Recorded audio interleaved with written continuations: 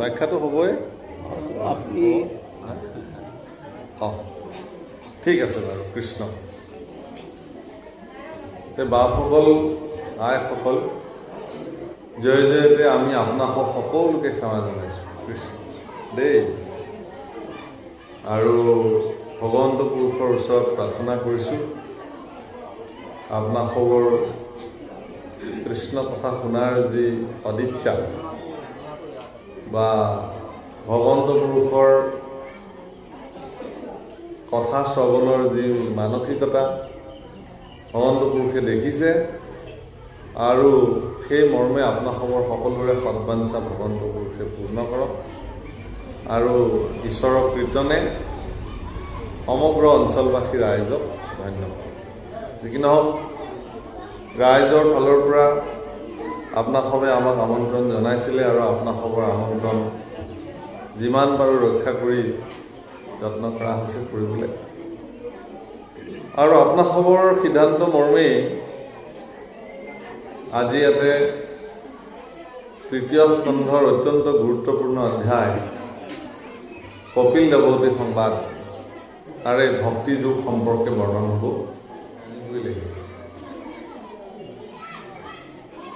ইয়াতে আপোনাসৱে মন কৰিলে যে প্ৰথম বাক্যতেই মহামুনি কপিলে তেওঁৰ মাতৃৰ আগত বৰ্ণনা কৰিলে,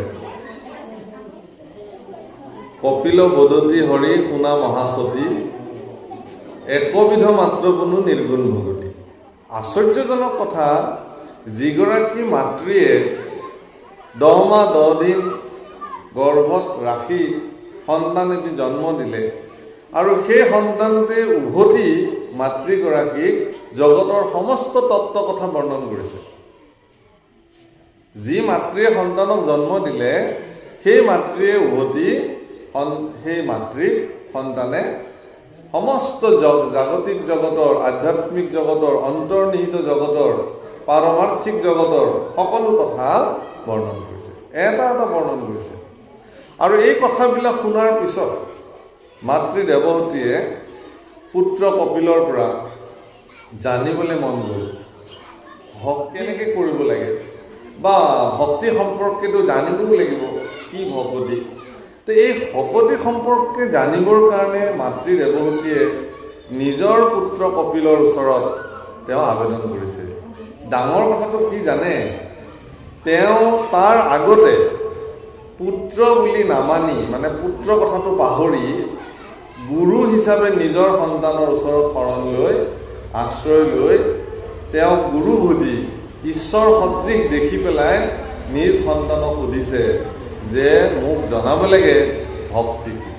আৰু সেই কথাটো জনাবলৈ গৈ ইয়াৰ আগৰ অধ্যায় যিটো আছে সেই অধ্যায়টোত ভক্তি কিমান প্ৰকাৰৰ ভকতি আছে তাক বিশ্লেষণ কৰিছে। মুখ্যতঃ কি বুলি ক'লে, ভক্তি 2 প্ৰকাৰ বুলি কৈছে ইয়াৰ আগত। 2 প্ৰকাৰৰ ভকতি কি? এক প্ৰকাৰৰ নাম হ'ল সগুণ ভকতি, মনত ৰাখিব, আৰু আন প্ৰকাৰ হ'ল নিৰ্গুণ ভকতি। তো সগুণ ভকতি কি, ইয়াৰ বৰ্ণনা আগৰ অধ্যায়ত কৰিছে। সগুণ ভকতি মানে দন্ত্য স শব্দটি যুক্ত বুজায়, সপৰিয়াল, পৰিয়াল সহিতে বা পৰিয়াল যুক্তে। ঠিক তেনেকৈ সগুণ অৰ্থাৎ গুণযুক্ত ভকতি, তাক সগুণ ভকতি বোলে। কি ভকতি? সগুণ, গুণযুক্ত, যি ভকতিৰ লগত গুণ যুক্ত হৈ আছে। গুণ আকৌ পৃথিৱীত 3 প্ৰকাৰ, সাত্বিক গুণ, ৰাজসিক গুণ আৰু তামসিক গুণ। যদি তামসিক গুণযুক্ত ভকতি হয় তেন্তে তাক তামসিক গুণ বা তামসিক ভকতি বুলিছে। যদি ৰাজসিক গুণযুক্ত ভকতি হয় তেতিয়াহ'লে তাক ৰাজসিক ভকতি বুলিছে। যদি সত্ত্বগুণযুক্ত ভকতি হয় তেতিয়াহ'লে তাক সাত্বিক ভকতি বুলিছে। এই সাত্বিক ভকতি, ৰাজসিক ভকতি, তামসিক ভকতি, এওঁলোকক আকৌ 3টা প্ৰকাৰে ভাগ কৰিছে।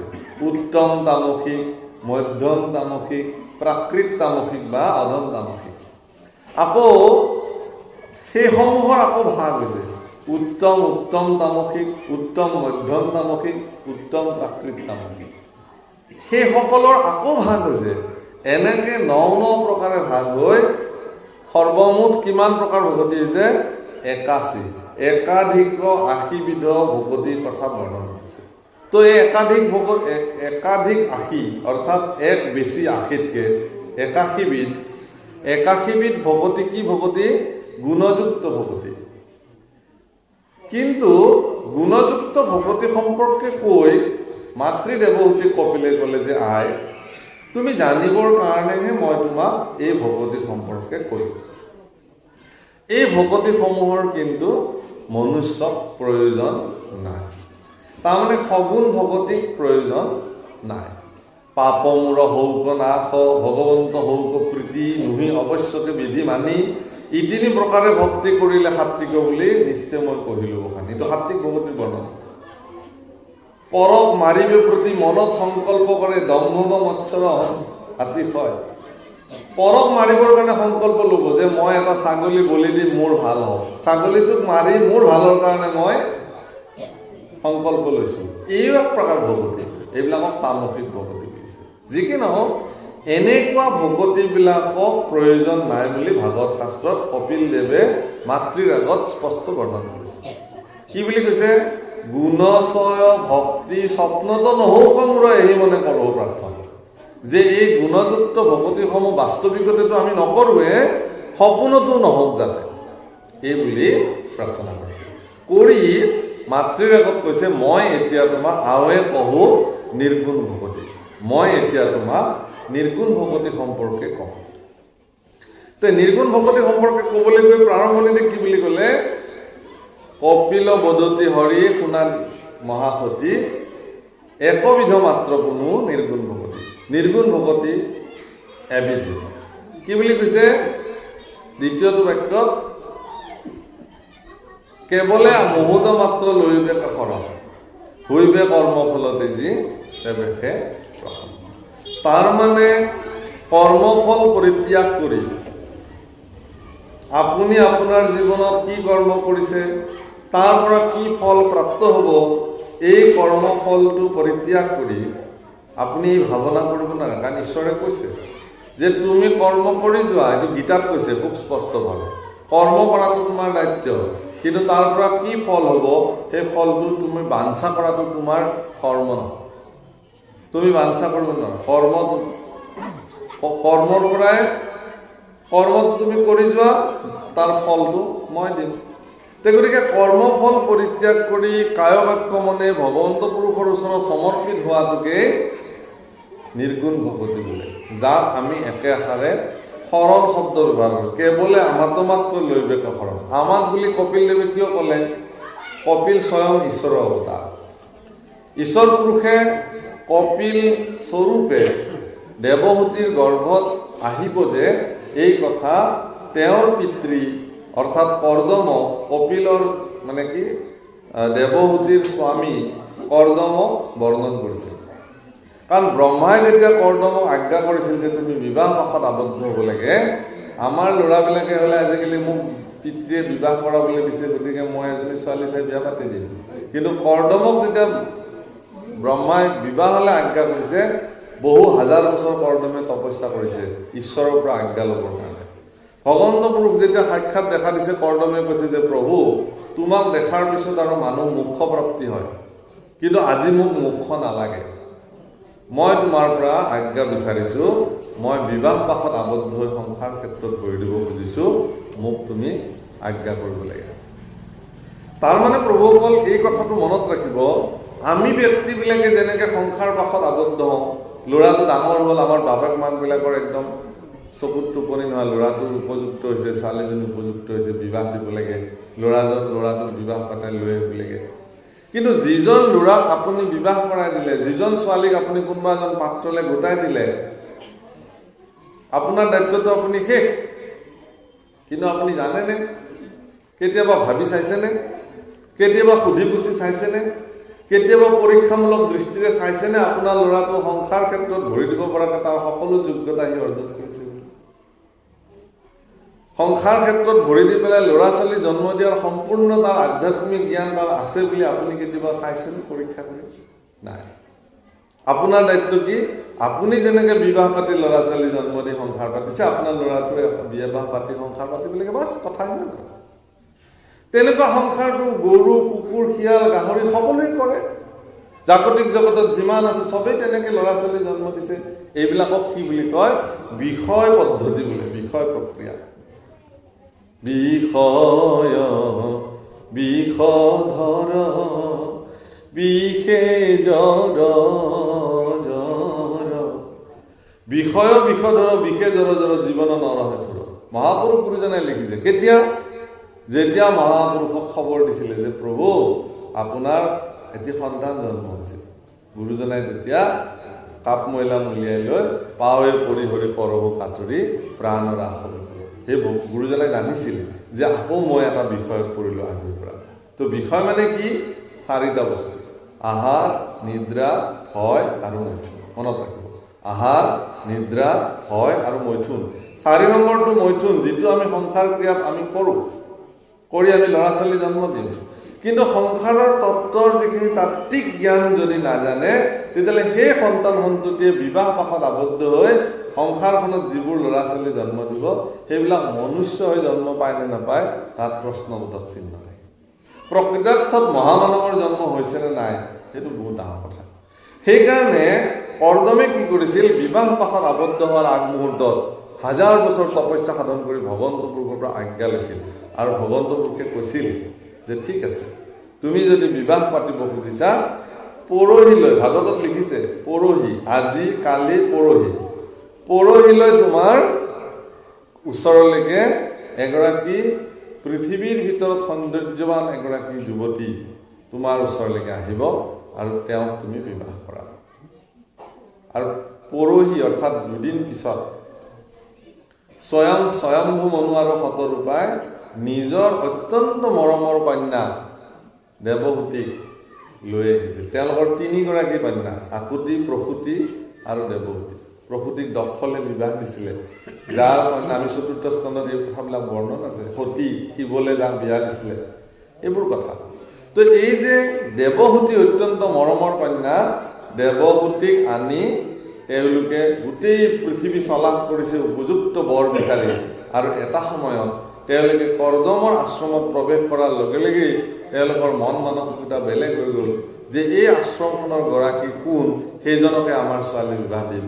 আৰু কিছু সময় পিছত গৈ দেখিলে যে একদম সুদৰ্শন পুৰুষ এজন ধ্যানমগ্ন অৱস্থাত দেখিলে আৰু গৈ তেওঁ সাক্ষাৎ কৰিলে আৰু তেওঁ সেৱা জনাই অত্যন্ত শ্ৰদ্ধাপূৰ্বক নিজৰ কন্যা দেৱহূতিক বিবাহ দিছে। আৰু কৰ্দমেও ঈশ্বৰৰ আজ্ঞা মানি দেৱহূতিক বিবাহ পাশত আবদ্ধ কৰাইছে দেৱহূতিলৈ। কিন্তু মন কৰিব যে ঈশ্বৰে আজ্ঞা কৰিছে, ব্ৰহ্মাই আজ্ঞা কৰিছে, সেইমতে ছোৱালী পালে, পোৱাৰ লগে লগে সংসাৰ আৰম্ভ কৰিব লাগিছিল, কিন্তু কৰা নাই। তাতো আকৌ বহু হাজাৰ বছৰ তপস্যা সাধন কৰিছে কৰ্দমে। আৰু সেই তপস্যাত সম্পূৰ্ণ এগৰাকী অৰ্ধাংগিনী হিচাপে সম্পূৰ্ণ সহযোগিতা কৰিছে দেৱহূতি। অত্যন্ত সুন্দৰী এগৰাকী মহিলা, কিন্তু নিজৰ স্বামীৰ সাধনাত তেওঁ এনেধৰণে মনোনিৱেশ কৰিলে যাৰ কাৰণে তেওঁৰ ক্ষীণাংগী হৈ গ'ল, কুৰূপ হৈ গ'ল দেখিবলৈ। কাষতে থকা দেৱহূতিক তেওঁ নিজেই চিনি নাপায়। তেওঁৰ সাধনা বলে তেওঁক অপূৰ্ব সুন্দৰী কৰি তুলিছে। তাৰপিছত দেৱহূতিক সুধিছে যে কি লাগে কোৱা, তুমি যে মোৰ ইমান সেৱা কৰিলা, তোমাক কি লাগে কোৱা। আৰু তেতিয়া দেৱহূতিয়ে কৈছে যে হে স্বামী, এগৰাকী ভাৰ্যাই স্বামীৰ পৰা কি বিচাৰে এই কথা তুমি জানা। এগৰাকী ভাৰ্যাই এগৰাকী স্বামীৰ পৰা যি বিচাৰে ময়ো সেইখিনি বিচাৰিছোঁ। তাৰ পিছতহে সংসাৰ কৰিছে, বিহাৰ কৰিছে। তাৰ পিছত ঈশ্বৰৰ আজ্ঞা অনুসাৰে তেওঁলোকৰ 9 গৰাকী কন্যা সন্তানৰ জন্ম হৈছে। 10 নম্বৰত কপিলৰ জন্ম হৈছে। তাকো ভগৱানৰ আজ্ঞা, ভগৱানে কৃপা কৰিছিলে। ভগৱানে কৈছিলে তুমি 9 গৰাকী কন্যা সন্তানৰ পিতৃ হ'বা। যে প্ৰভু, যদি মই 9 গৰাকী কন্যা সন্তানৰ পিতৃ হ'ব লাগে, তেতিয়াহ'লে এগৰাকী পুত্ৰ সন্তানো লাগিব, কিন্তু সেইটো মই মোৰ মতে লগ বিচাৰে। কোৱা যে তোমাৰ নিচিনা সৌন্দৰ্যৱান, তোমাৰ নিচিনা শক্তিশালী, তোমাৰ নিচিনা ধুনীয়া, তোমাৰ নিচিনা সকলো যেন তুমি অবিৰল, তেনেকুৱা সন্তান এজন মোক লাগে। গতিকে ঈশ্বৰৰ সমকক্ষ দ্বিতীয় আৰু জগতত কোনো হ'ব নোৱাৰে কাৰণে ঈশ্বৰ যিহেতু অদ্বিতীয় পুৰুষ, তেওঁৰ দৰে শক্তিবান, তেওঁৰ দৰে গুণৱান, তেওঁৰ দৰে প্ৰভাৱশালী পুৰুষ আৰু দ্বিতীয়জন জগতত যিহেতু নাই, সেইকাৰণে কৰ্দমৰ প্ৰাৰ্থনা মতে ঈশ্বৰ পুৰুষে নিজেই কৰ্দমৰ ঔৰসত আহি দেৱহূতিৰ গৰ্ভত স্থিতি হৈ স্বয়ং ঈশ্বৰে কপিল ৰূপে অৱতাৰ লৈছে। আৰু সেইকাৰণে কপিলে ইয়াতে কৈছে যে আমাতো লৈয়ক শৰণ, নিজৰ তাতে দেখুৱাই দিছে, কাৰণ তেওঁ নিজেই ঈশ্বৰ। গতিকে ঈশ্বৰৰ চৰণত শৰণাপন্ন হোৱাটোৱেই হ'ল নিৰ্গুণ ভকতি। আৰু ঈশ্বৰৰ ওচৰত শৰণাপন্ন হৈ নিৰ্গুণ ভকতিক প্ৰৱৰ্তাই ৰাখিবৰ কাৰণে তাত 9টা প্ৰকাৰৰ ভকতি সন্নিৱিষ্ট কৰা হৈছে। শ্ৰৱণ, কীৰ্তন, স্মৰণ, অৰ্চন, দাস্য, সতীত্ব, আত্মনিবেদন ইত্যাদি এই ভক্তিসমূহক সংলগ্ন কৰা হৈছে। গতিকে সেই সম্পৰ্কে এতিয়া অত্যন্ত সূক্ষ্মভাৱে বৰ্ণন কৰিব আমি শুনি যাম।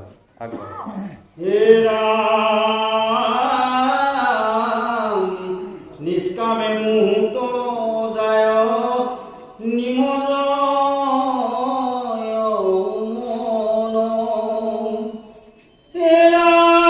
নিগুণ ভকতি ও কহিল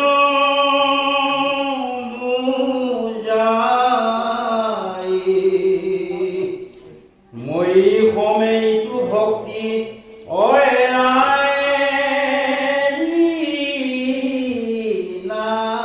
নিষ্কাম মানে কি, নিৰ্গুণ মানে কি? সগুণ মানেতো ক'লোৱে গুণযুক্ত ভকতিৰ। তো নিৰ্গুণ মানে গুণহীন নেকি? নিৰ্গুণ মানে গুণহীন নহয়। নিৰাকাৰ মানে আমাৰ ভগৱান নিৰাকাৰ। নিৰাকাৰ মানে একোৱেই মূৰ্তি নাই এনেকুৱা নেকি? নহয়। নিৰাকাৰ মানে আকাৰ, মানে যেনেকৈ এটা আকাৰ, আকাৰৰ বিপৰীত নিৰাকাৰ নহয় কিন্তু। অৰ্থাৎ নিৰ্গুণ নিৰাকাৰ এই শব্দবিলাকৰ তাত্ত্বিক অৰ্থ বহুত বেলেগ। নিৰ্গুণ শব্দটোৰ অৰ্থ গুণহীন নহয়। নিৰ্গুণ মানে যাৰ গুণৰ সীমা নিৰ্ধাৰণ কৰিব নোৱাৰে। এ হৰিয়ে তুমি প্ৰভু নিৰ্গুণ গুণেৰ সীমা নাই, ক'লেনে বৰগীত ভাগত মহাপুৰুষে? তুমি প্ৰভু নিৰ্গুণ, গুণেৰ সীমা নাই। তোমাৰ গুণৰ সীমা নিৰ্ধাৰণ কৰিব নোৱাৰি। তৰ্কৰ অগোচৰ, কোনেও সীমাবদ্ধতাত আনিব নোৱাৰে যে এইখিনিয়ে ভগৱানৰ গুণ, ইয়াতকৈ আৰু নাই। সেইকাৰণে তেওঁক নিৰ্গুণ বুলি কয়, যাক গুণেৰে সীমাবদ্ধতা কৰিব নোৱাৰে। নিৰাকাৰ মানে যাক কোনো আকাৰৰ সীমাবদ্ধতাত ৰাখিব নোৱাৰে। ভগৱানৰ মানে ৰূপ যেতিয়া বৰ্ণন কৰিছে ভাগৱতত, তাত কৈছে যে শৰীৰৰ পৰা কি কৈছে, কৌটি সূৰ্য সম পোহৰ ওলাইছে। আপুনি কেনেকৈ বৰ্ণন কৰিব? ভাবি ল'ব লাগিব মাত্ৰ। এটা সূৰ্যই চকুৰে চাব নোৱাৰে।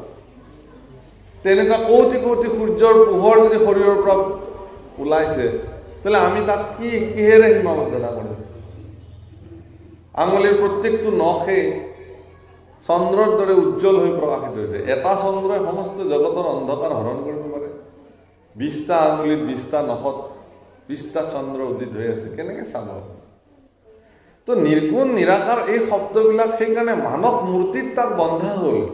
নিৰ্গুণ ভকতি বুলি ক'লে তুমি প্ৰভু নিৰ্গুণ, গুণেৰ সীমা নাই। তোমাৰতো গুণৰ সীমাই নাই, পৰিধিয়ে নাই।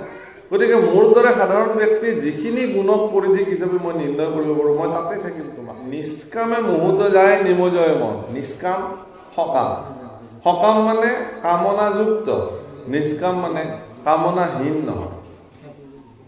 নিষ্কাম মানে কামনাৰ পৰিধিহীন। এনেকুৱা কামনা ভগৱন্তৰ প্ৰতি কৰিছে ভকতে, কৈছে যে কামনা পূৰ্বকে যদি কৃষ্ণক ভজয় ভগৱন্ত কামনা পূৰ্ণ, এইটো সত্য হয়। যদি কোনোবাই কামনা পূৰ্বকভাৱে ভগৱন্ত পুৰুষক ভজনা কৰিছে, সেই কামনাও পূৰ্ণ হয়। তা আমি ভকতে কি কামনা কৰোঁ ভগৱানৰ ওচৰত? আমিতো একো নালাগে বুলি ভগৱানক কোনোদিনে কোৱা নাই। সৰ্বভাৰতীয় পৰ্যায়ৰ সনাতন প্ৰক্ৰিয়াত কি সুন্দৰ প্ৰাৰ্থনা কৰিছে, ওম সৰ্বে ভৱন্তু সুখিনঃ সৰ্বে সন্তু নিৰাময়া সর্বে ভদ্রাণি পশ্যন্তু মা কশ্চিৎ দুঃখ ভাগ ভবেৎ। ওম শান্তি শান্তি শান্তি। প্রার্থনা কি বলে প্রার্থনা কৰিছে ভগৱান? সৰ্বে ভৱন্তু সুখিনঃ, হে ভগৱান সকলোৰে সুখ হওক। সৰ্বে সন্তু নিৰাময়া, সকলোৰে নিৰোগী হৈ থাকক। নিৰোগী মানে এইটো কোন ৰোগৰ কথা কৈছে? সংসাৰ ব্যাধিৰ কথা কৈছে। তাতকৈ আৰু ডাঙৰ ব্যাধি পৃথিৱীত একো নাই। বাকী যিমানবিলাক বেমাৰ আছে পৃথিৱীত সকলোৰে ঔষধ আছে আয়ুৰ্বেদিক শাস্ত্ৰত। ধনন্তৰী ঈশ্বৰ নিজে ধনন্তৰী ৰূপে জগতত আহিছিল আৰু ধনন্তৰী অৱতাৰে সমস্ত ব্যাধিৰ ঔষধ প্ৰভু ভগৱন্তই পৃথিৱীত নিৰ্মাণ কৰিছিল। কিন্তু সংসাৰ ব্যাধিৰো ঔষধ নোহোৱা নহয়। সংসাৰ ব্যাধিৰ ঔষধ কি? হৰিনামৰ মধু, অমিয়া। ও হৰি প্ৰভু জগন্নাথ নিস্তাৰ কৰা দাৰুণ সংসাৰ।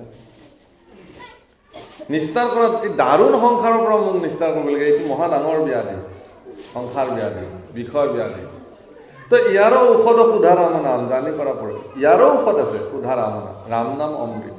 তে গতিকে নিষ্কামভাৱে ভগৱন্ত পুৰুষক ভকতি কৰা মানে আপোনাৰ কামনাৰ কোনো পৰিধি নাই। কি কামনা কৰিছে তথাপি ভকতে কৃপাৰ সাগৰ দৈৱকী নন্দন পুৰীও মনৰ কাম। হে ভগৱান, মোৰ মনৰ কামনাটো তুমি পূৰণ কৰা। কি? ভকতৰ সং সদা নুগুচক, সেইটো প্ৰথম প্ৰাৰ্থনা। মুখে তোৱা নাম, যাতে মোৰ এই মুখ দুখনেৰে মুখখনেৰে মোৰ যাতে মুখেৰে সৰ্বদা ভগৱানৰ নাম কৈ থাকিব পাৰোঁ, আৰু ভকতসকলৰ যি সং এনেধৰণে যাতে প্ৰাপ্তি হ'ব পাৰোঁ। এইটোৱে হ'ল নিষ্কাম ভকতিৰ মূল তত্ত্ব। কামনা মোৰ আছে, কিন্তু এই কামনাত মোৰ এনেকুৱা কামনা নহয়। আপোনালোকে যদি এনেকুৱা প্ৰাৰ্থনা ভগৱানক কৰে যে ভগৱান মোৰ ভাল হওক, মোৰ এখন গাড়ী হওক, মোৰ বিল্ডিং হওক, মোৰ ল'ৰা ছোৱালীকেইটা ভালে থাকক, কাষৰ ল'ৰা ছোৱালীকেইটা ভালে থাকিব নালাগে নেকি? আপোনাৰ কাষৰ ঘৰৰ মানুহ ঘৰ ভালে থাকিব নালাগে নেকি? নহয় বা? লাগিব। আপুনি যদি সঁচা অৰ্থত ভগৱানৰ এগৰাকী ভকত, তেতিয়াহ'লে আপুনি সৰ্বেই ভৱন্তু সুখিনঃ। হে ভগৱান, আজি মই তোমাৰ ওচৰত আহি তোমাৰ চৰণত প্ৰাৰ্থনা কৰিছোঁ, এই জগতৰ প্ৰত্যেকটো জীৱকে তুমি কল্যাণ কৰা। সেইকাৰণে মই তোমাৰ ওচৰত আহিছোঁ। তেতিয়া ভগৱানে দেখিব আপুনি এগৰাকী নিস্বাৰ্থবান পুৰুষ। কেলে? যে আপুনি নিজৰটো থৈ আপুনি 10জনৰ কাৰণে প্ৰাৰ্থনা কৰিছে। এই যে 10জনৰ কাৰণে আপুনি প্ৰাৰ্থনা কৰিলে, তাত আপোনাৰ নামটো ভগৱানে নাৰাখিব নেকি? হে, যে এওঁটো সকলোৰ কাৰণে ক'লে, এওঁটো বাদ দিব। আপুনিও সেই 10জনৰ তালিকাত সোমাই ভগৱন্ত ভক্তিৰ লগতহে যুক্ত হৈ আছে, অন্যৰ লগত নহয়। আৰু পুৰুষৰ যিটো আত্মবোধ, আমাৰ যিটো আত্মিক বোধ, যিটো আমাৰ একাদশ স্কন্ধত কৃষ্ণ উদ্ধৱ সংবাদত বৰ্ণন হৈছে, সেই আত্মবোধটো নিৰ্মাণ হয় কেতিয়া?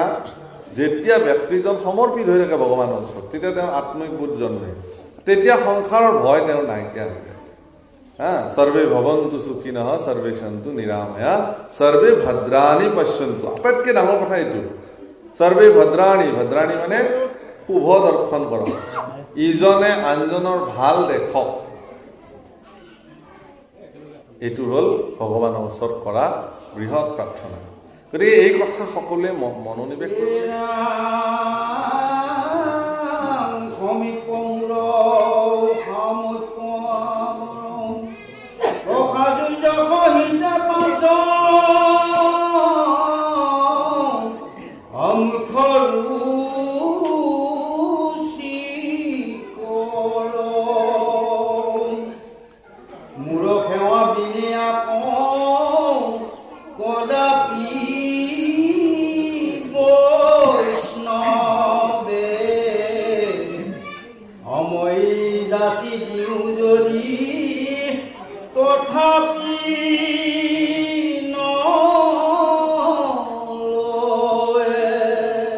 কি বুলি ক'লে? সাজুৰ্য, সাৰূপ্য, সামীপ্য, শাস্ত্ৰীয় বা নিৰ্মাণ, এইবিলাক মুক্তিৰ নাম। পঞ্চৰুচিকৰ, ৰুচিকৰ বা মুক্তি। তে মোৰ সেৱাত যিবিলাক প্ৰৱৰ্তি থাকে লোকসকল নিষ্কামভাৱে, তেওঁলোকক যদি কোনোবাই উপযাচিও দিয়ে মুক্তি লওক বুলি, তেওঁলোকে নলয়। মুক্তি তেওঁলোকে নিবিচাৰে। আমাৰ মহাপুৰুষ শংকৰদেৱে গুৰুজনাই কীৰ্তনত এটা কীৰ্তনত লিখিছে, কি? ভাই মুখে বোলা ৰাম, হৃদয়ে ধৰা ৰূপ, এতেকে মুকুতি পাইবা পঢ়িলো স্বৰূপ। তোমালোকে হৃদয়ত ঈশ্বৰৰ মূৰ্তি ধৰি মুখেৰে ৰাম নাম গোৱা, তোমালোকৰ কি হ'ব? মুকুতি পাবা এতেকে। কিন্তু মহাপুৰুষ শংকৰদেৱ গুৰুজনাৰ প্ৰপন্ন শিষ মহাপুৰুষ মাধৱদেৱে আকৌ কালজয়ী গ্ৰন্থ নামঘোষৰ প্ৰাৰম্ভণিতে কি বুলি বৰ্ণন কৰিছে? মুক্তিটো নিস্পৃহ যিটো সেই ভকতসকল, যাৰ মুক্তিৰ প্ৰতি স্পৃহা নাই, সেইজন ভকতকহে মই প্ৰণাম জনাইছোঁ। ৰসময় মাগুহু ভকত।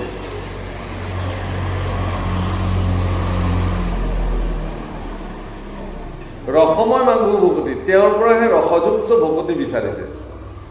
সমস্ত মস্ত কমনি নিজ ভকতৰ বৈশ্য হজু হেন দেৱ যদুপতি। অৰ্থাৎ মুক্তিৰ প্ৰতিও যিজনৰ স্পৃহা নাই সেইজন ভকতকহে তেওঁ নমস্কাৰ কৰিছে। তে মুক্তিৰ প্ৰতি স্পৃহা কিয় নাই?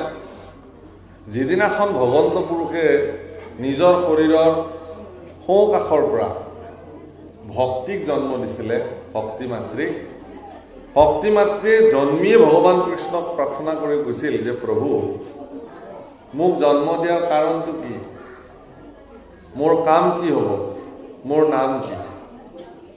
কৈছে তোমাৰ নাম ভকতি, তোমাৰ কাম হ'ব তুমি ভকতৰ হৃদয়ত থাকি ভক্তিৰে পোষণ কৰিব লাগে। ভক্তিয়ে ক'লে বাপৰে এইটো ডাঙৰ দায়িত্ব, মই পালন কৰিম। ভগৱান তেওঁৰ প্ৰতি ইমান সন্তুষ্টি হ'ল যে মোৰ ভকতসকলক পালন কৰিবলৈ এওঁ দায়িত্ব লৈছে। সেইকাৰণে ভগৱন্তই তেওঁক উপহাৰ দিলে, খুব ডাঙৰ উপহাৰ দিলে।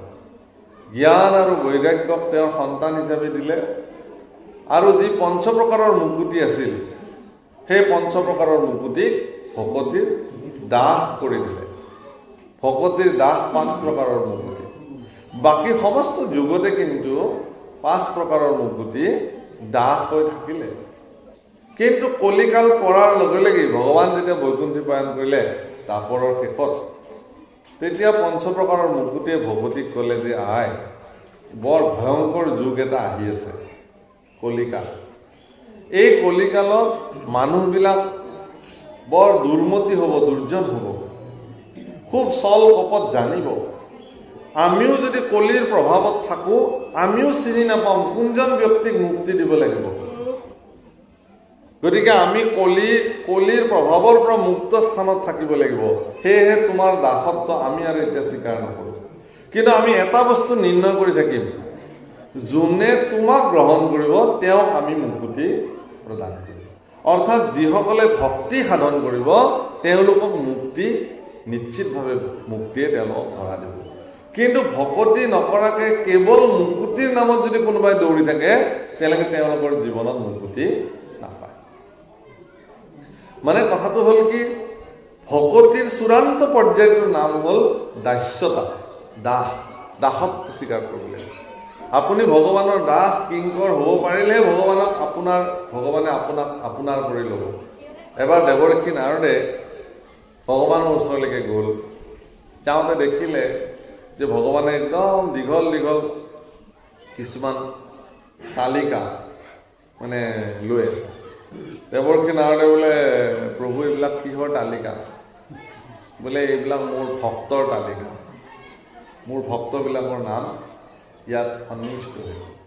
দেৱৰ্ষিটোৰ মনটো একদম ইছাত বিচাত, প্ৰভু যদি কৃপা কৰে, আজ্ঞা কৰে তেতিয়াহ'লে আমি বাৰু অকণমান চাব পাৰোঁ নেকি তালিকা, কোন কোননো ভকত আছে। এনেহে ঈশ্বৰৰ ইচ্ছা যে দেৱৰ্ষিৰ নাম প্ৰথমখন তালিকাৰ 1 নম্বৰতে আছে। দেৱৰ্ষি নাৰদ আনন্দিত হৈ গ'ল। 2 নম্বৰত কাৰ নাম আছে সেইটো দেৱৰ্ষি নাৰদে নাচালে। দেৱৰ্ষি নাৰদক প্ৰয়োজন নাই, কেলে নিজৰটো পালোঁ নহয়, মোৰতো 1 নম্বৰতে আছে। গতিকে দেৱৰ্ষি নাৰদ তাৰ পৰা আনন্দ চিত্তে ভগৱানক সেৱা জনাই গুচি আহিলে। আহি যাকেই লগ পাইছে তাকে সুধিছে, আচ্ছা তোমালোক ভগৱানৰ ভকত বোলে? ক'বতো নোৱাৰোঁ। ভগৱানৰ হাতত এখন তালিকা আছে ভক্তৰ, সেই তালিকাখনত তোমালোকৰ নাম আছেনে নাই? বোলে জানো আমিতো গম নাপাওঁ। বোলে মোৰ নামটো কিন্তু আছে, 1 নম্বৰতে আছে। তে এনেকৈ দেৱৰ্ষি নাৰদে এদিন হনুমন্তক পালে। হনুমানে ধ্যানস্থ হৈ আছে, আৰু হনুমানক গৈ সুধিলে দেৱৰ্ষি নাৰদে, বোলে হেৰি হনুমান, বোলে কওকচোন দেৱৰ্ষি তুমিতো ভগৱানৰ ভকত। হনুমানে কৈছে মই ভকত হয়নে নহয় মই নাজানো। বোলে এইকাৰণে মই সুধিলোঁ, ভগৱানৰ এখন তালিকা আছে ভক্তৰ, তাত তোমাৰ নামটো আছেনে নাই তুমি কেতিয়াবা চাইছানে? তেতিয়া হনুমন্তই ক'লে যে হে দেৱৰ্ষি তোমাৰ নামটো আছেনে নাই? বোলে মোৰ নামটো আছে 1 নম্বৰতে। তেতিয়া দেৱৰ্ষি নাৰদক হনুমানে প্ৰশংসা কৰিলে, ধন্য আপোনাক যে ভগৱানে 1 নম্বৰৰ ভকত হিচাপে মান্যতা দিছে তাৰ কাৰণে আপোনাক মই সেৱা জনাইছোঁ। কিন্তু আপুনি যদি কেতিয়াবা আকৌ ভগৱানৰ ওচৰলৈ যায় তেতিয়াহ'লে মোৰ নামটো আছেনে নাই চাব, কিন্তু ভক্তৰ তালিকাত নহয়। ভগৱানৰ চাকৰৰ যিখন তালিকা আছে, দাসৰ যিখন তালিকা আছে, কিংকৰৰ যিখন তালিকা আছে, সেই তালিকাখনত মোৰ নামটো তেওঁ ৰাখিছেনে নাই কৃপা কৰি এবাৰ চাই আহিছে। বোলে সেইখন তালিকাও আছে নেকি? বোলে নিশ্চয় থাকিব, কাৰণ আমাৰ দৰে দাসবিলাকক ক'ত ৰাখিব ভগৱানে? আমিতো তেওঁৰ চাকৰহে, দাসহে, সৰ্বদা আজ্ঞাপৰ হৈ থাকোঁ। বোলে আজ্ঞাপৰ ভকতি, আজ্ঞা নহ'লে কাহাৰ ভকতি। তে আমি আজ্ঞাপৰ ভকত, আজ্ঞাপৰ ব্যক্তি, গতিকে ভকত হৈছেনে নাই নাজানো। তেতিয়া দেৱৰ্ষি নাৰদে পৰৱৰ্তীবাৰ ভগৱানৰ ওচৰত আহোঁতে ভগৱানৰ হাতত এখন সৰু তালিকা দেখিলে। বোলে এইখন কিহৰ তালিকা? বোলে তুমি যে সিদিনাখন দেখিলা সেই গোটেই তালিকাবিলাকৰ ভিতৰত এই 6জন ব্যক্তি নিৰ্বাচিত ভকত মোৰ। বোলে চাব পাৰোঁ নেকি? চাই যে দেখে 1 নম্বৰতে তাতে হনুমন্তৰ নাম আছে। তাত নাৰদৰ নাম নাই সেই 6জনীয়া তালিকাত। হনুমন্তৰ নাম আছে, জাম্বুবন্তৰ নাম আছে, এজন ৰাক্ষসৰ নাম আছে, বিভীষণৰ নাম আছে, ভালুকৰ নাম আছে, বান্দৰৰ নাম আছে, ৰাক্ষসৰ নাম আছে, তাত দেৱ। এতিয়া বুজিলে নে আপোনালোকে কথাটো? তাৰমানে আপুনি ভগৱন্তৰ ভকত হ'ব পাৰিছেনে নাই সেইটো আপোনাৰ চিন্তা হ'ব নালাগে। আপুনি দাস হ'ব পাৰিছে। নুহু জানায়ামি চাৰি জাতি অ চাৰিও আশ্ৰমি নহু আতি নহু ধৰ্মশীল দানব্ৰ ততীৰ্থগামী কিন্তু পূৰ্ণানন্দ সমুদ্ৰৰ গোপী ভৰ্তাব কমল দাসৰো দাস তান সভলো আমি ৰাম দাসৰো দাস তান দাস ভলো আমি। দাসৰো টান দাস ভলো আমি। দাসটো নহয়, সেই দাসৰ যিবিলাক দাস আছে। আমি 4 জাতি নহয়, 4 আশ্ৰমী নহয়, দানী নহয়, ব্ৰতী নহয়, তীৰ্থগামী নহয়। ভালকে আমি তীৰ্থ ভ্ৰমণ কৰিব নাজানো, তাতো বিষয় বাসনা সুখে আমাক আজৰি থাকে। ভালকে দান কৰিব নোৱাৰো, বেছিকে গ'ল নেকি বুলি পেলাই। অনুষ্ঠান প্ৰতিষ্ঠানলৈ মানুহৰ ঘৰলৈ আপুনি কালেকশ্যন কৰিব গ'লে চাবচোন, দেউতাজনে এনেকুৱা এখন তালিকা আপোনাক শুনাব, আপোনাৰ এনেকুৱা লাগিব যে যিকণ তুলি তালি আনিছিলোঁ এখেতক দিয়ে থৈ যাওঁ নেকি, ৰাতিলে বা খাবলৈ আছেনে নাই।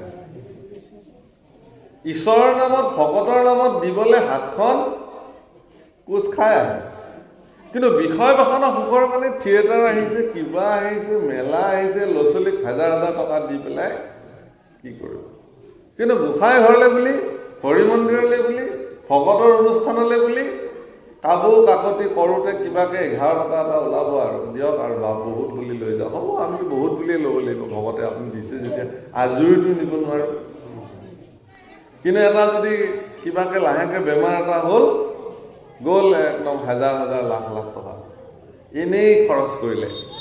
ভগৱানৰ ওচৰত খাটিব লাগে, প্ৰভু যি আছে চব লৈ যাওঁ মোৰ পৰা, কিন্তু মোক এই সেইসকল সেই নৰকলে নি মোক 1000 টকা মোৰ পৰা খৰচ কৰাব নালাগে। তাৰ কাৰণে যি আছে তুমি নি মোক কেৱল সুস্থ শৰীৰে ৰাখা, তোমাৰ যাতে সেৱা কৰি থাকিব পাৰোঁ, ভকতৰ যাতে চৰণ ধুৱাই থাকিব পাৰোঁ, ঈশ্বৰৰ কৰ্মত যাতে এই শৰীৰটো জীৱনৰ শেষ নিশ্বাসলৈকে যাতে ব্ৰতী হৈ থাকিব পাৰোঁ, সেইখিনি দিলেই হ'ব।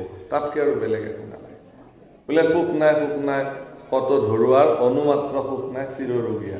ৰোগীয়াসকলৰ ক'ত সুখ থাকে? গতিকে জীৱনত সুখ প্ৰাপ্তিৰ কাৰণে এটা নিৰোগী শৰীৰ ভগৱানৰ ওচৰত প্ৰাৰ্থনা কৰিব লাগে। সেইকাৰণে ভগৱানে কৈছে যে তুমি মোক দুহাতেৰে দিয়াচোন, মই 4 হাতেৰে দিম। কিন্তু তুমি যদি দুহাতেৰে মোক নিদি ঢাকিব খুজিছা আৰু মই যদি 4 হাতেৰে আনিম বুলি ভাবো আজৰি, তুমি 2খন হাতেৰে ঢাকি ৰক্ষা কৰিব নোৱাৰে। উদাৰ চিত্তেৰে আমি দানীও হ'ব নোৱাৰিলো। দাতা কৰ্ণক ক'লে ভগৱানে পৰীক্ষা চালে, তোমাৰ সন্তানটোক কাটি দিব লাগিব, আমাক ৰান্ধি দিব লাগিব। হ'ব, কটুৱালক আজ্ঞা কৰিলে, যোৱা কাটি পেলাই আনা। বোলে নহয়, মাক বাপেকে নিজে কাটিব লাগিব। চকু পানী এটোপো ওলাব নোৱাৰিব। যদি চকু পানী এটোপ ওলাই তেতিয়াহ'লে মই কিন্তু সেই অন্ন গ্ৰহণ নকৰিম। তে কিমান পৰীক্ষা দানী হ'বৰ কাৰণে, ইমান দানীনো আমি হ'ব পাৰিমনে? গতিকে নহু দানৱ ব্ৰতত তীৰ্থগামী। আমাৰ এগৰাকী বুঢ়ী আইক জগন্নাথলৈ নিবলৈ খুব জোৰ কৰিলে, কোনো নাই, অকলে থাকে। আইবোৰ ধন সম্পত্তি চাই থাকি লাভ নাই, ব'লক জগন্নাথলৈ যাওঁ, আমি যাবলৈ ওলাইছোঁ। মানে বুঢ়ীয়ে খৰচ কৰিবলৈ টান পায়। সেইবেলি আকৌ হেদালিত মানে বুঢ়ীৰ বহুত ৰঙালাও লাগিছে, তাকে লৈ চিন্তা আৰু মানে বোলে ৰঙালাওকেইটা আকৌ কোনোবাই নিয়ে নেকি মই জগন্নাথলৈ গ'লে। বোলে নিয়ে, নিব, আহক আপুনি বয়সত জগন্নাথটো চাই আহক, দৰ্শন কৰি। সেই গৈ লোকে মানে সাগৰ দেখে, মন্দিৰ দেখে, জগন্নাথ দেখে, কিবা দেখে। বুঢ়ীয়ে মানে চবতে গৈ, বা ইয়াতনো ইমান ৰঙালাও লাগিছেনে বোলে, চবতে কেৱল ৰঙালাও দেখে। সাগৰৰ পাৰতো ৰঙালাও দেখে, মন্দিৰতো ৰঙালাও দেখে। গতিকে সেই জগন্নাথত গৈও ৰঙালাও দেখাৰ নিচিনাকে সেয়া আমি তীৰ্থগামীও নহয়। আমি তে হয় কি আমি তেতিয়াহ'লে? আমি দানী নহ'লো, ব্ৰতী নহ'লো, ব্ৰত কৰিবও আমি নাজানো। কেনেকে ব্ৰত কৰিব লাগে, কেনেকে ব্ৰত ভাঙিব লাগে, কেনেকে ব্ৰতত থাকিব লাগে, সেয়াই নাজানো আমি, একোৱেই নাজানো। জানো কি? নজানো আবাহন, নজানো বিসৰ্জন, পূজা মন্ত্ৰ নজানো কিঞ্চিত। এতেকে পৰমেশ্বৰ দাস হৈলো চৰণৰ। গতিকে মই দাস হ'বতো পাৰিম তোমাৰ, সেইটো আটাইতকৈ সহজ। সেইকাৰণে কৈছে দাসৰো টান দাস হৈল। এইবিলাক সমৰ্পিত মানসিকতা, তাক শৰণ বোলে। তালব্য স যোগ ৰ যোগ মূৰ্ধন্য ন। শৰণ মানে এজন অধিকাৰ বা এজন গুৰু গোসাঁইৰ হাতত, এজন শৰণাচাৰ্যৰ ওচৰত টকা শিকা দণ্ড অৰিহণা দি পেলাই দণ্ডবোধ লৈ শৰণ ল'লে মানে শৰণ হৈ গ'ল। আমাৰ বহুত ভকতে কয়, বোলে আপুনি শৰণ লৈছিলেনে? বোলে হয়, শৰণ ভাগ লৈ থোৱা হৈছে। তাৰমানে লৈ থৈহে দিছে, সেই ভাগ আকৌ ব্যৱহাৰ কৰিবলৈ নাই। শৰণ লৈছে, হয় আমি থোৱা হৈছে এনে। এতিয়া শৰণ মানে হ'ল আশ্ৰয়। ইয়াত কৈছে কেৱলে আমাতো মাত্ৰ লৈবে কহন, মোৰ তাতে আশ্ৰয় ল'ব লাগিব। মই ভগৱান, মই জগতৰ ঈশ্বৰ। ঈশ্বৰে কৈছে মোৰ ওচৰত তোমালোকে আশ্ৰয় ল'বই লাগিব, কাৰণ মোৰ পৰাই তোমাৰ সৃষ্টি। গতিকে তুমি মোৰ ওচৰত আশ্ৰিত হৈ থাকিবই লাগিব।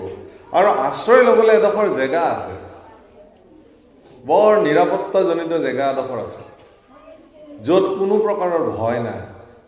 সেই জেগাটোৰ নাম হ'ল অভয় চৰণ, ভগৱানৰ অভয় চৰণ। অভয় চৰণে শৰণ পখিলো হৰিয়ে, অভয় চৰণে শৰণ পখিলো, য'ত কোনো প্ৰকাৰৰ ভয় নাই। গতিকে সেয়া হ'ল শৰণ। তালব্য স যোগ ৰ যোগ মূৰ্ধন্য ন শৰণ। স মানে শৱ শৰীৰ, স বুলি যিটো কয় মৃতদেহ, মৃত শৰীৰ, চৈতন্যহীন শৰীৰ এটা। এই শৰীৰটো এক মুহূৰ্তত শৱ হৈ যাব, যি মুহূৰ্ততে ভগৱন্ত পুৰুষে ৰমণ কৰিবলৈ এৰি দিব। বোলে তেওঁ গ'ল, ক'ত গ'ল? গৈ দেখিব যে যিটো মানুহ সেইটোৱে আছে, পৰি আছে। হাত ভৰি চকু কাণ নাক একোৱেইতো যোৱা নাই। তে গ'ল কি? পিন্ধি থকা কাপোৰযোৰো পিন্ধি আছে, গুচি গ'ল। ক'ত গ'ল? কি গ'ল তেতিয়াহ'লে? তেওঁ ৰমণ কৰি আছিলে। এতিয়া ৰাস গ'ল, আপোনালোকে ৰাসৰ হেৰি হৈয়ে আছে পৰিৱেশ। তে ভগৱন্ত পুৰুষে মুৰলী ধ্বনি কৰিছে, গোপীসকলে এই ধ্বনি শুনিছে, এই আহ্বান গোপীসকলে শুনিছে। তে সেই বাঁহীটো কি? য'ত 9টা ফুটা আছে, তাৰে 7টা ফুটাৰে তেওঁ আঙুলি বুলাই থাকে 7টা ফুটা আৰু এটা ফুটাৰে তেওঁ ফু দি থাকে বাকি 6টাত মানে হেৰি কৰি থাকে আঙুলি বুলাই থাকে সেই বংশীটো আপুনি নিজেই এইটোৱে এটা বংশী ইয়াতে 9খন দুৱাৰ আছে আৰু এইটোকে ভগৱন্তই বজাই আছে যিদিনাখনলৈকে ভগৱন্তই ফু দি থাকিলে বায়ু চলি থাকিলে হাৰ্ট ফাংচনটো যেতিয়ালৈকে চলি থাকিলে তেতিয়ালৈ ঠিকে আছে চাই পেলাই দেখিলে নাই গ'ল যোগাৰ কৰক আৰু কি যোগাৰ কৰিব লাগে কাঠ খৰি সমান কৰি দিয়ক একো নাই আৰু মূল্য নাই মূল্যহীন যিখন পালেঙত শুইছিলোঁ সেই তক্তাখনৰ মূল্য মোতকৈ বেছি হৈ গ'ল এতিয়া যদি কোনোবাই কয়ো যে এখেতে এইখন পালেঙত শুইছিলে এইখনকো লওক একেবাৰে ল'ৰা ছোৱালীয়ে কি ক'ব নালাগে দিয়ক সেইখন আৰু দেউতাৰ চিন হিচাপে আমি ৰাখি থ'ম আৰু দেউতাকে লৈ যাওক সেই কাঠকেইটুকুৰৰ মূল্য সিদিনাখন আপোনাতকৈও বেছি মোতকৈও বেছি তাহলে মানুহৰ এই পণ্য শৰীৰটোৰ কি মূল্যাংকন আছে সেইকাৰণে কৈছে ৰ পদে ৰমন ন মূৰ্ধন্য ন অৰ্থে আনন্দ অৰ্থাৎ আনন্দ ব্ৰহ্মই এই শৰীৰ হটোত শৰীৰ ৰূপী যিটো দেহ এই দেহটোত যেতিয়ালৈকে ৰমন কৰি থাকিব আনন্দই যেতিয়া ৰমন কৰিব সেই মুহূৰ্তটো শৰণ বোলে আপোনাৰ ভিতৰত আনন্দৰ অৱগাহন হ'ল আনন্দ উৎপাদন হ'ল আনন্দ আৰু সুখৰ মাজত পাৰ্থক্য আছে সুখৰ স্থায়িত্ব নাই আনন্দৰ কিন্তু স্থায়িত্ব আছে সুখৰ মানে কি হ'ব আপুনি খোজকাঢ়ি থকা মানুহ এটা জীৱনত খোজকাঢ়ি ফুৰে তেওঁক যদি আপুনি এখন চাইকেল দি দিয়ে আজিৰ পৰা আপোনাক এখন চাইকেল দিলোঁ সেই চাইকেলখন চলাই তেওঁ এটা সুখ পাব কিন্তু চাইকেলখন চলাই থাকোঁতে যদি কাষেৰে কোনোবা এজন ভকতে বাইক চলাই যায় তেতিয়া তেওঁৰো মন যাব ময়ো এনেকুৱা এখন পোৱা হ'লে পেডেল মাৰিব নালাগিলহেঁতেন সেই সুখটো কমি গ'ল এতিয়া আনন্দ কেনেকুৱা বস্তু যে এবাৰ যদি কাৰোবাৰ জীৱনত আনন্দ ব্ৰহ্মই যদি কাৰোবাক ভ্ৰমণ কৰিলে শৰীৰত তেতিয়াহ'লে তেওঁ আৰু কেতিয়াও দুখী হ'ব নালাগে সেইকাৰণে আনন্দ ব্ৰহ্ম যিটো জনে ভজ স্বামী বেদস্তুতিত কৈছে কি কহিব আমি আনন্দ ব্ৰহ্মক যিজনে ভজিলে আনন্দ ব্ৰহ্ম কোন পৰম পুৰুষ ভগৱন্ত পুৰুষ তেওঁ আনন্দ ব্ৰহ্ম তেওঁক যদি আপুনি ভজনা কৰে তেওঁৰ ওচৰত যদি সৰ্বতো প্ৰকাৰে কায় মন বাক্য সমৰ্পণ কৰে কৰাৰ পিছত আপোনাৰ শৰীৰত যিদিনাখনৰ পৰা আনন্দৰ মূৰ্তি অৱগাহন হ'ব আনন্দৰ মূৰ্তি যিদিনাখন প্ৰবাহিত হ'ব সেই অৱস্থাটোৰ নাম হ'ল শৰণ আৰু ই হ'ল এটা বাস্তৱিক জগতৰ বস্তু তাক ধাৰাবাহিকভাৱে আপুনি লৈ যাব লাগিব লৈ থৈ দিয়া বস্তু নহয় আৰু এইটোকে নিৰ্গুণ ভকতি বুলি বুজাইছে তাত কোৱা হৈছে আৰু এইটো কৈছে যেন গংগা জল সমুদ্ৰত পৰে যায় উদাহৰণ দিছে পুষ্পৰ নাখি সুগন্ধি যেন প্ৰৱেশে নাখাত পুষ্প এডাল ফুলি থাকিলে বা ইমান ধুনীয়া ফুল ফুলিছে অকণমান গুণ লওঁ বুলি লোৱাৰ কোনো দৰকাৰ নাই যদি সঁচাকৈ সুগন্ধিযুক্ত ফুল সি যিমান দূৰ সুগন্ধি পৰিব্যাপ্ত কৰিছে সেই এলেকাৰ ভিতৰত যদি আপুনি প্ৰৱেশ কৰিছে নিজে নিজে আপোনাৰ নাসিকাত সুগন্ধি সোমাব ঠিক তেনেকৈ যদি সঁচা অৰ্থত আপুনি ভক্তি সাধন কৰি ভগৱানৰ ওচৰত সমৰ্পিত হৈছে তেতিয়াহ'লে নিজে নিজে আপুনি ভগৱন্তৰ চৰণত আশ্ৰিত হৈ সমৰ্পিত হৈ